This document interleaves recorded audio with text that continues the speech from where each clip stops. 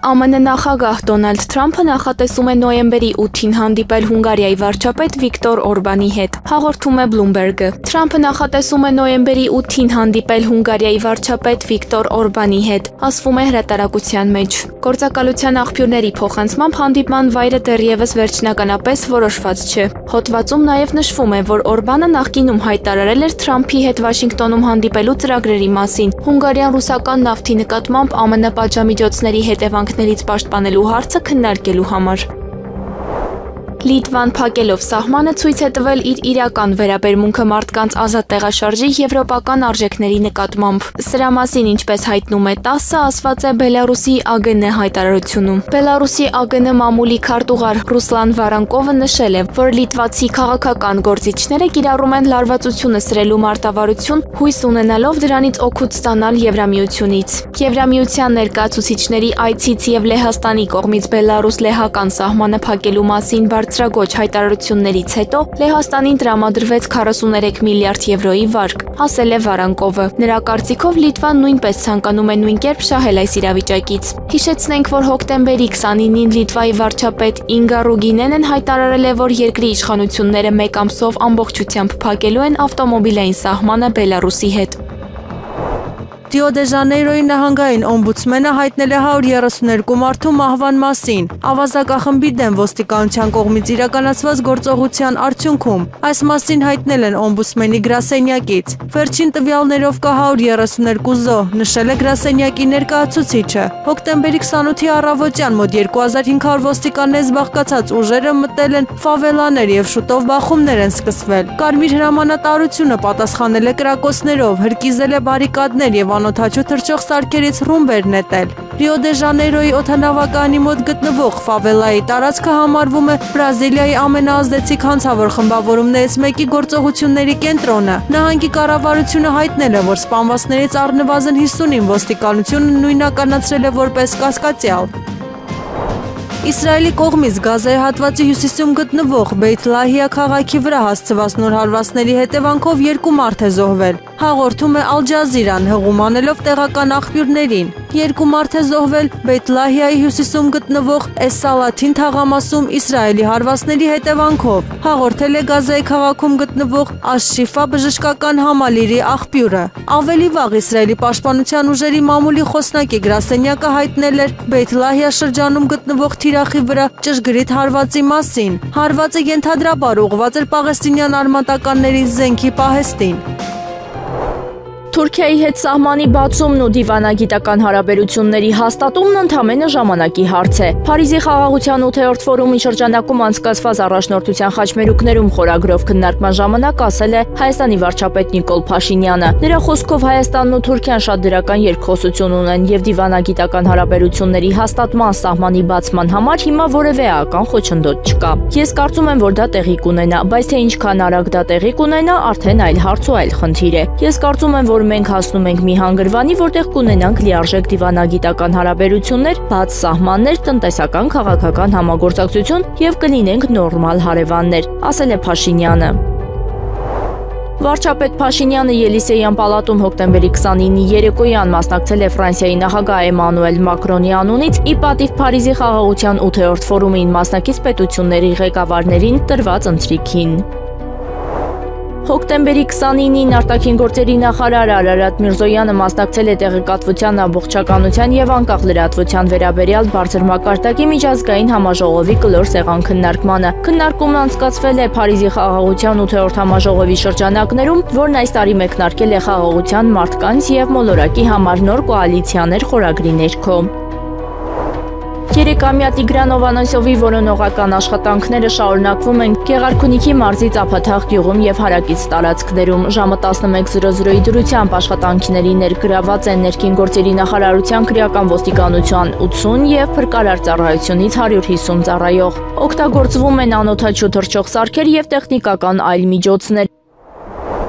20-ամյա հայ ծանրորդ Ալեքսանդրա Գրիգորյանը ալբանական Դուրես քաղաքում ընթացող երիտասարդների Եվրոպայի առաջնությունում պոկում վարժությունում դարձել է Եվրոպայի չեմպիոն։ Հայ մարզուհին արդյունավետ է գործել բոլոր 3 մոտեցումների ժամանակ եւ վերջնական արդյունքում հաղթել է 91 կիլոգրամ արդյունքով։ Երկամարտում Ալեքսանդրան նույնպես հավակնում է ոսկե մեդալին։ M23 տարեկանների առաջնությունում Հայաստանի հավաքականի անդամ 60 կիլոգրամ քաշային Գառնիկ Չոլակյանը պոկուն վարժությունում գլխավերևում պահել է 115 կիլոգրամ եւ 120 կիլոգրամ։ Այս վարժությունում նա դարձել է ոսկե մեդալակիր։ Հրում վարժությունում Չոլակյանը կրկին առաջինն էր։ Նա հաջորդաբար բարձրացրել է 140 կիլոգրամ, 145 եւ 147 կիլոգրամներ։ Երկամարտի 267 կիլոգրամ արդյունքով Գառնիկ Չոլակյանը Եվրոպայի M23 տարեկանների չեմպիոն է։ Ազգային թիմից Սերյան Խուդանյանը դարձել է Եվրոպայի փոխչեմպիոն։ Նա պոկուն վարժությունում բարձրացրել է 110 կիլոգրամ եւ 115 կիլոգրամ, այս վարժությունում գրավելով երկրորդ տեղը։ Հրում վարժությունում Խուդանյանը բարձրացրել է միայն 135 կիլոգրամ։ Երկամարտի 250 կիլոգրամ արդյունքով նա Եվրոպայի M23 տարեկանների առաջնությունում 5-րդն է։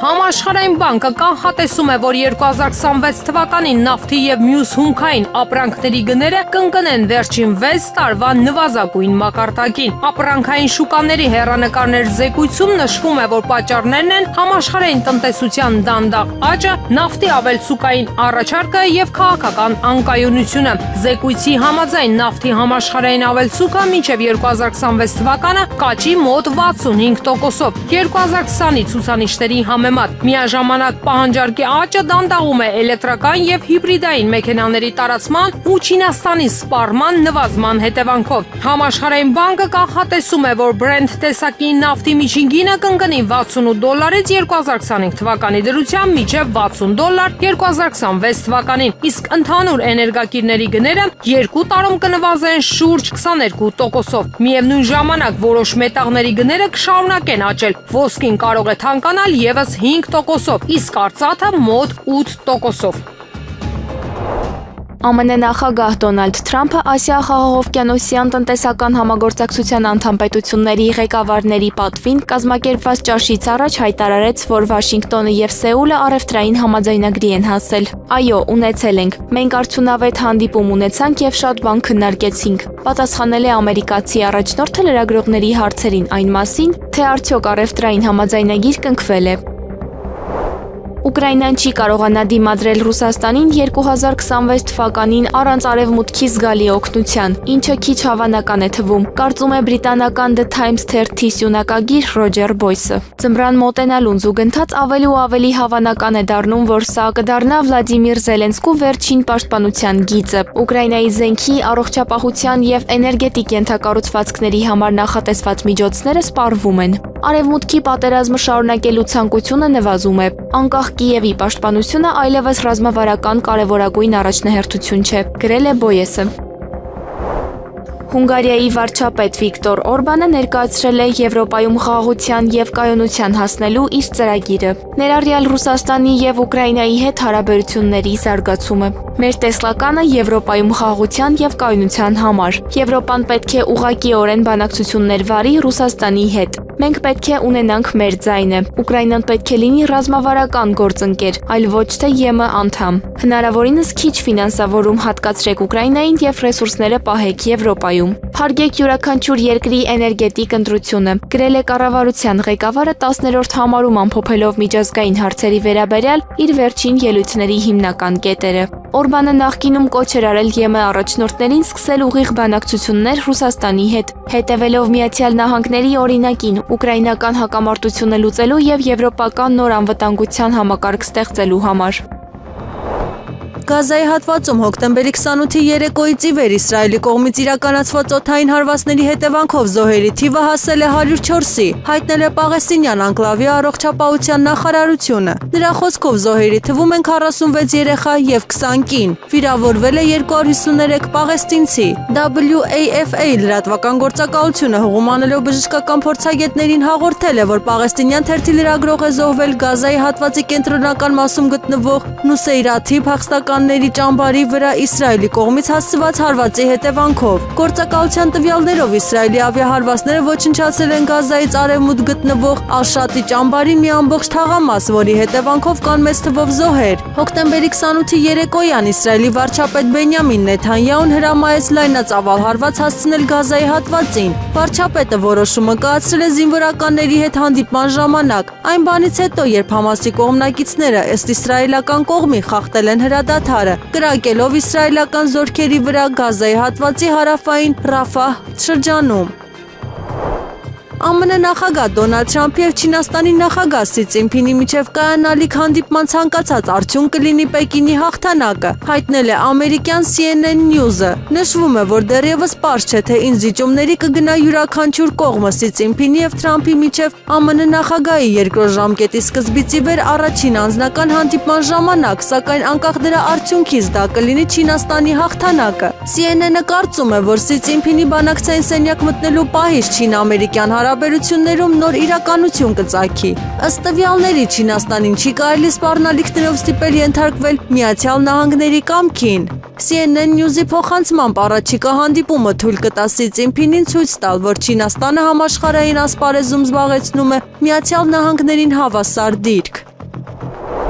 Ազգային ժողովի նախկին նախագահ Արարատ Միրզոյանին ծեծի ենթարկելու գործով մեղադրյալի դատավճիռը հայտնի է։ Երևանի ընդհանուր իրավասության քրեական դատարանը դատավոր Ժորա Չիչոյանի նախագահությամբ հրապարակել է 2020 թվականի նոյեմբերի 9-ի լույս 10-ի գիշերվան հաջորդած իրադարձություններին եւ այդ ընթացքում ազգային ժողովի նախկին նախագահ Արարատ Միրզոյանին ծեծի ենթարկելու գործով մեղադրյալ Թորգոմ Ասատրյանի դատավճիռը։ Մեղավոր ճանաչելով Ասատրյանին եւ դատապարտելով ազատազրկման 5 տարի 6 ամիս ժամկետով։ Հիշեցնենք, որ Արարատ Միրզոյանի նկատմամբ բռնության այս դրվագով մեղադրյալի կարգավիճակում է MMA չեմպիոն Թորգոմ Ասատրյանը, որն ի սկզբանե մեղադրվում էր Արարատ Միրզոյանի նկատմամբ սպանության փորձ կատարելու մեջ։ Իբրև վերջինիս նշված գործունեությունը դադարեցնելու նպատակով, սակայն դատարանն ավելի վաղ հրապարակել է մեղադրական վերդիկտը, վերավորակելով մեղադրանքը մեղավոր ճանաչելով ոչ թե սպանության փորձի, այլ քրեական նախկին օրենսգրքի 225-րդ հոդվածի 2-րդ մասով, այն է զանգվածային անկարգությունների ժամանակ դրանց մասնակցի կողմից բռնություն գործադրելը,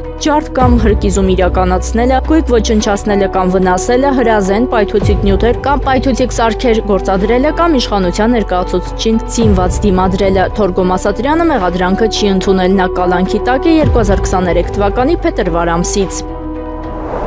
Ի պաշտպանություն Հայաստանում քաղբանտարկյալների եւ Բաքվում պատանդարված մեր հայրենակիցների ազգային ժողովի մոտ քաղաքացիական բողոքի ակցիային իրականացրել ՀՀԿ երիտասարդական եւ ուսանողական կառույցների նախաձեռնությանը միացած այլ քաղաքական ուժեր եւ հասարակական միավորումների երիտասարդներ։ Ակցիայի շարժառիթն այն է, որ ազգային ժողովում ընթանում է Եվրանեսի խորհրդարանական վեհաժողովի պլենար նիստը եւ ակցիայի մասնակիցներն իրենց ձայնն ուզում էին լսելի դարձնել։ Ամեն օր ականատես ենք լինում ընտրված համայնքապետերի ձերբակալությանը։ Այս մասին հայտարարել է Հայաստան խմբակցության պատգամավոր Գառնիկ Դանելյանը։ Եվ ամեն օր մենք ականատես ենք լինում ընտրված քաղաքապետերի ձերբակալությանը, այնուհետև կալանավորմանը։ Մասկի շոուներ կազմակերպելով ընտրված քաղաքապետերին Գյումրու երեք մենք արդեն ականատեսը եղանք Մասիսի քաղաքապետի էլի կալանավորմանը։ Սա անթույլատրելի է եւ մեր կոչն է միջազգային հանրությանը, որպեսզի երկակի ստանդարտներ չկիրառի եւ կոնկրետ բարչամիջոցներ կիրառի իշխանական այն ներկայացուցիչների նկատմամբ, որոնք ուղղորդում են դատական համակարգը SMS հաղորդագրություններով եւ ազգային ժողովին այն դալիճում, որ դուք հիմա եք գտնվում, այդ մարդ ամիսներ առաջ ասել է, որ ընդդիմախոսների տեղը ԱԱՑ պատվալներում է։ Սա միջամտությունը դատական համակարգի։ Կարգալույց հռչակված Ստեփան Ասատրյանը այսօր պսակադրության արարողություն է իրականացրել Հովանավանքում, լրագրողներին թույլ չեն տվել մտնել եկեղեցի։ Նշենք, որ կարգալույց հռչակվելուց հետո Ստեփան Ասատրյանը փոխել է եկեղեցու կողպեքը եւ բանալիներն իր մոտ են միայն։ Մինչդեռ մինչ այդ բանալիները մոմավաճառի մոտ էին լինում, ով ամեն առավոտ գալիս մաքրում էր եկեղեցին։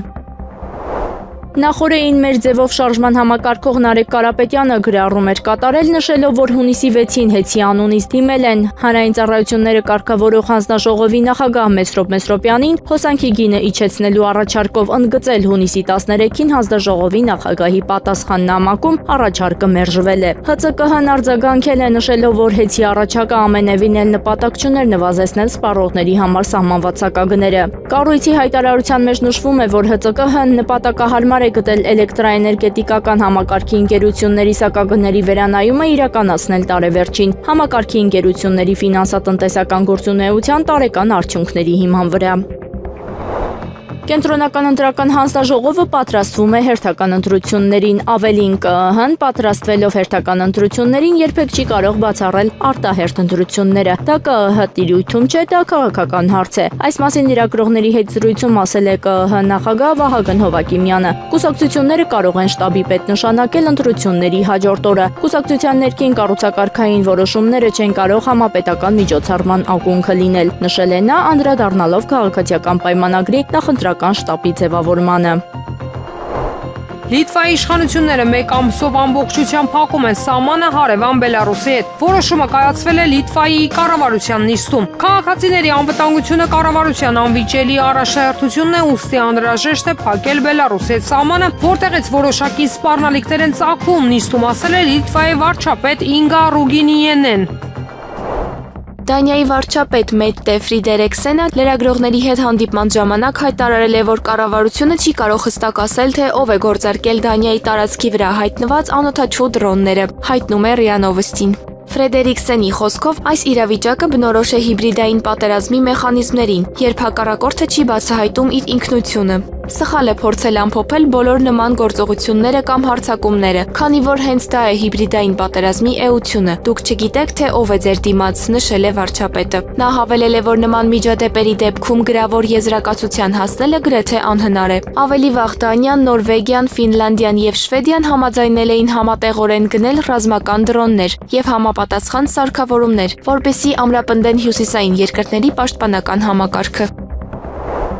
Ուկրաինական տանկային գումարտակները զենք և տեխնիկայի պակաս ունեն մեծ կորուստների և վնասված տրանսպորտային միջոցների վերանորոգման դժվարությունների պատճառով։ Ուկրաինայի զինված ուժերում այժմ մնացել է մարտունակ տանկերի մոտավորապես 20-30%-ը, հաղորդում է Military Watch Magazine-ը, հղում անելով ուկրաինական աղբյուրներին։ Հրատարակությունը նշում է, որ Ուկրաինայի զինված ուժերի հրամանատարությունը տանկեր է օգտագործում հետևակին աջակցություն ցուցաբերելու համար, ինչը հանգեցնում է տանկերի կորստի։ Քանի որ նման մանևրներ կատարելիս ուկրաինական տեխնիկան գտնվում է տեսադաշտում, անօդաչու թռչող սարքերը հեշտությամբ հարձակվում են դրա վրա։ Կիևը չի կարողանում փոխհատուցել իր տանկերի պակասը, նույնիսկ պաշտպանության զգալի ծախսերի դեպքում։ Ուկրաինայի արևմտյան դաշնակիցների աջակցությունը և անսարք սարքավորումների համար պահեստամասերի մատակարարումը նույնպես չի կարողանում բարելավել Ուկրաինայի տանկային ստորաբաժանումների ծանր վիճակը։ Նման եզրահանգման է հանգել ամսագիրը։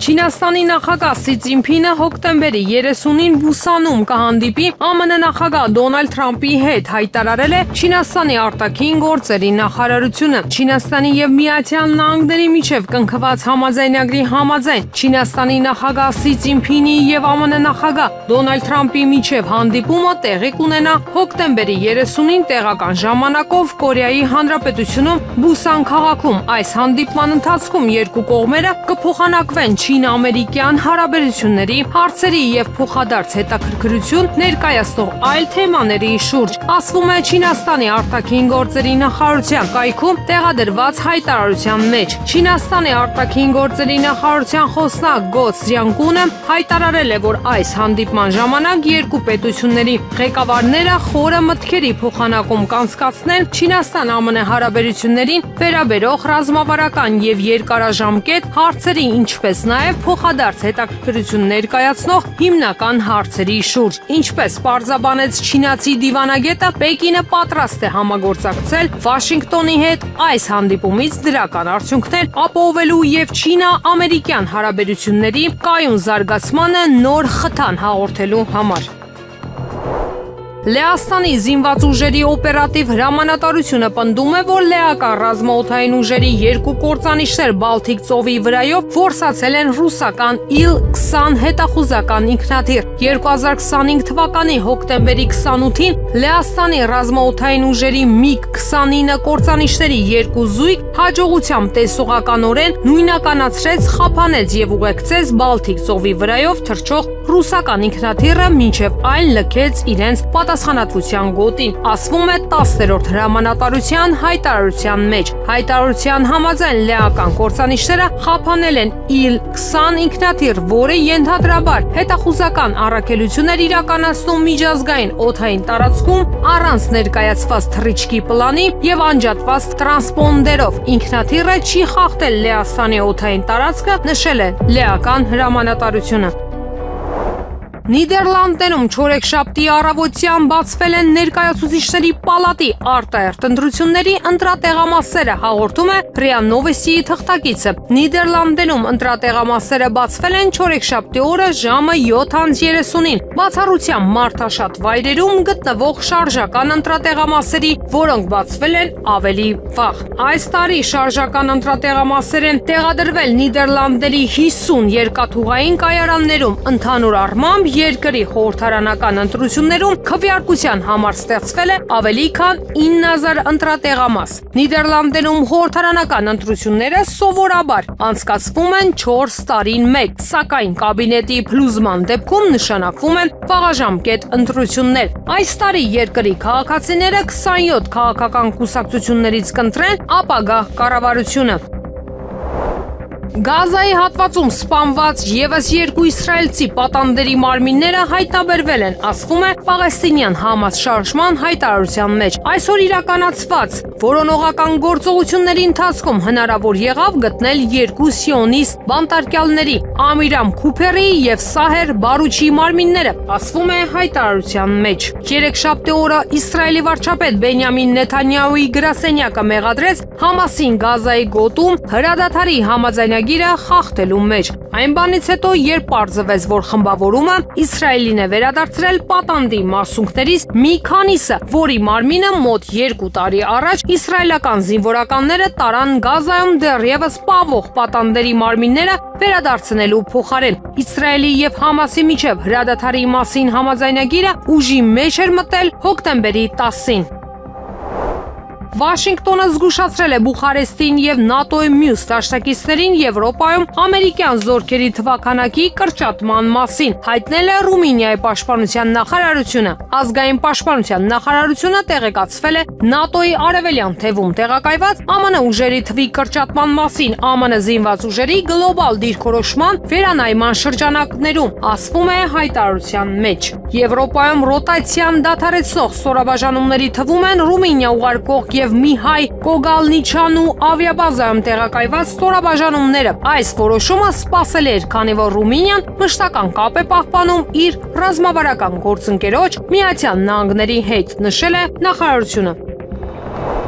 Իսրայելի պաշտպանության ուժերը վերադարձրել են Գազայի հատվածում հրադադարի պահպանմանը տասնյակ պաղեստինյան զինյալների թիրախներին հարվածից հետո, հայտնում է IDF-ի մամուլի ծառայությունը։ Քաղաքական ղեկավարության հրանգին համապատասխան եւ տասնյակ ահաբեկչական թիրախների եւ ահաբեկիչների ուղղությամբ հասցված մի շարք հարվածներից հետո Իսրայելի պաշտպանության բանակը վերսկսել է հրադադարը, ասվում է հայտարարության մեջ։ Զինվորականները նշել են, որ իրենք ոչնչացրել են 30 պաղեստինցի արմատականների, որոնք հրամանատարական դիրքեր էին զբաղեցնում զինված խմբավորումներում Պաղեստինյան անկլավում։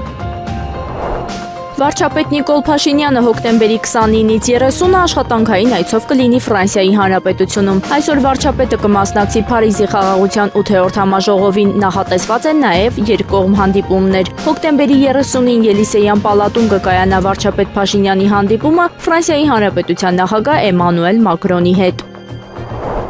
Հերթական դատական նիստից հետո լրագրողների հետ զրույցում Հայաստանի Հանրապետության երրորդ նախագահ Սերժ Սարգսյանը պատասխանելով հարցին, թե արդյոք մտավախություն չունի, որ իրեն արդարացրած դատավորի ճակատագրին կարժանանան նաև այն դատավորները, ովքեր կհամարձակվեն իրեն արդարացնել, նրանց նկատմամբ էլ կարգապահական վարույթ կընդունվի եւ կհեռացվեն դատական համակարգից, Սերժ Սարգսյանը պատասխանել է, թե դատավորներն իրենք են որոշում արդարություն ապահովել, թե անձնական անվտանգություն։ Անդրադառնալով Մասիսի համայնքապետ եւ վարչապետի թեկնածու Դավիթ Համբարձումյանի կալանավորմանը, Սերժ Սարգսյանն ասել է, թե Փաշինյանին անվստահություն հայտնելու գործընթացը հնարավոր չի տապալել, որովհետև դեռևս Դավիթ Համբարձումյանի մասով դատավեճերն օրինական ուժի մեջ չի մտել։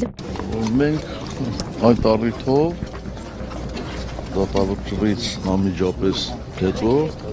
հայտարարություն ենք տարածել, որտեղ մեկ անգամ եւս ընդգծել ենք, որ Հայաստանի դատական համակարգը քաղաքականացված է եւ դատավճիռները, այսպես ասեմ, կախված են մի անձի կամքից։ Ակնհայտ է, որ ամբողջ դատավարության ընթացքում որևէ լուրջ ապացույց չի ներկայացվել կապված Դավիթի կողմից հանցավոր գործունեության հետ։ Բացի դրանից այդ հոդվածով աննախադեպ ժամկետ է կիրառվել, բնականաբար այդ ժամկետը կիրառվել է, որպեսզի որևէ կերպ համաներումը չազդի այդ պատժամիջոցի վրա։ Հոկտեմբերի 29-ից 30-ը Հայաստանի արտաքին գործերի նախարար Արարատ Միրզոյանը վարչապետ Նիկոլ Փաշինյանի գլխավորած պատվիրակության կազմում կմասնակցի Փարիզի խաղաղության 8-րդ համաժողովին։ Այս մասին հայտնել են արտաքին գործերի նախարարությունից։ Համաներում իրականացնելու որոշում չունենք, ազգային ժողովի պետական իրավական ու ֆինանսավարկային եւ բյուջետային հարցերի մշտական հանձնաժողովների նիստում 2026 թվականի պետական բյուջեի նախնական քննարկմանն ասել է արդարադատության նախարար Սրփուի Գալյանը, պատասխանելով Հայաստան խմբակցության падգամավոր Գառնիկ Դանիելյանի հարցին, արդյոք նախատեսվում է համաներում, թե ոչ։ Ըստ նրա յուրաքանչյուր ազատազրկված անձի նկատմամբ պետությունը պետք է անհատական մոտեցում դրսևորի, ոչ թե ինչ-որ պահի որոշի, որ պետք է XYZ կատեգորիայի անձանց ազատ արձակել, այլ պետք է որոշի ազատ արձակել նրանց, ովքեր անցել են վերասոցիալականացման ինչ-որ ճանապարհ։ Ամերիկայի Միացյալ Նահանգներում նախատեսում են տեղադրել Binance կրիպտոբորսայի հիմնադիր Չանպեն Չժաոյի հուշարձանը։ Գրում է Decrypt-ը հղում անելով նախաձեռնության կազմակերպիչներից մեկին։ Արձանը կտեղադրվի Վաշինգտոնում Կապիտոլիումի առաջ գտնվող զբոսայգում, իսկ հետագայում այն կամ կպարգևատրեն Չժաոյին անձամբ, կամ կդնեն բարեգործական աճուրդի, որի եկամուտը կուղղվի նրա հիմնադրած Jiggle Academy կրթական նախաձեռնությանը։ Նախագծի համար անանուն հովանավորները հատկացրել են մոտ $50,000։ Հուշարձանը կպատրաստվի փրփրաբետոնից եւ կծածկվի ոսկեզոծ շերտով։ Այն կներկայացնի Չժաոյին ամբողջ հասակով բարձրացրած ձեռքով, որտեղ բաց են 4 մատները, խորհրդանշելով նրա հայտնի սկզբունքները՝ սովորիր, հետևիր օրենքին, կենտրոնացիր արտադրանքի վրա եւ մի արձագանքիր կեղծ տեղեկություններին։ Նախաձեռնությունը ծագել է այն բանից հետո, երբ նախագահ Դոնալդ Թրամփը ներում էր շնորհել Չժաոյին, որը նախկինում դատապարտվել էր 4 ամիս ազատազրկման առանց լիցենզիայի ֆինանսական փոխանցումների մեղադրանքով։ Նշենք, որ ավելի վաղ Վաշինգտոնում արդեն տեղադրվել էր 4 մետրանոց ոսկե արձանը, որը նվիրված էր Թրամփին։ Նա ձեռքում պահում էր բիթքոյնի պատկերով մետաղադրամ։ Ռուսաստանի Դաշնության խորհրդի միջազգային գործերի կոմիտեի առաջին փոխնախագահ Վլադիմիր Ջաբարովը քննադատել է Ուկրաինայի նախագահ Վլադիմիր Զելենսկուն։ Նրան համեմատելով կապրիզային երեխայի հետ, Պուտինի հետ հանդիպման վայրի ընտրության վերաբերյալ իր հայտարարության պատճառով, հայտնում է Լենտարուն։ Զելենսկին պահում է իրեն այնպես, կարծես ամեն ինչ իր ցանկությամբ պետք է լինի։ Նախ պետք է վաստակել մեր նախագահի հետ հանդիպելու իրավունքը, հետո միայն խոսել վայրի մասին։ Նրա վերաբերմունքը Ռուսաստանի եւ մեր ղեկավարության հանդեպ բացասական է, ուստի դժվար թե որևէ մեկը ցանկանա հանդիպել նրա հետ, ասել է Ջաբարովը։ Սենատորի խոսքով Զելենսկին չունի որևէ կառուցողական առաջարկ եւ ձգտում է միայն պահպանել իշխանությունը, շարունակելով պատերազմը ցանկացած գնով։ Նա հավելել է, որ այս ամենը պարզապես Զելենսկու ներկայացումն է ներքին եւ արտաքին լսարանի համար, ու նման հայտարարությունները լուրջ վերաբերմունքի արժանի չեն։ Եղանակը առաջիկա օրերին։ Հոկտեմբերի 30-ի գիշերը շրջանների զգալի մասում սպասվում են տեղումներ։ Լեռնային շրջաններում թաց ձյան, հովտային շրջաններում անձրևի տեսքով։ Առանձին վայրերում տեղումները կլինեն հոժդառատ։ Հոկտեմբերի 30-ից 3-ը 31-ին, նոյեմբերի 1-ից 3-ը սպասվում է առանց տեղումների եղանակ։ Օդի ջերմաստիճանը հոկտեմբերի 30-ին կնվազի 6-ից 9 աստիճանով, նոյեմբերի 1-ից 3-ն աստիճանաբար կբարձրանա 2-ից 4 աստիճանով։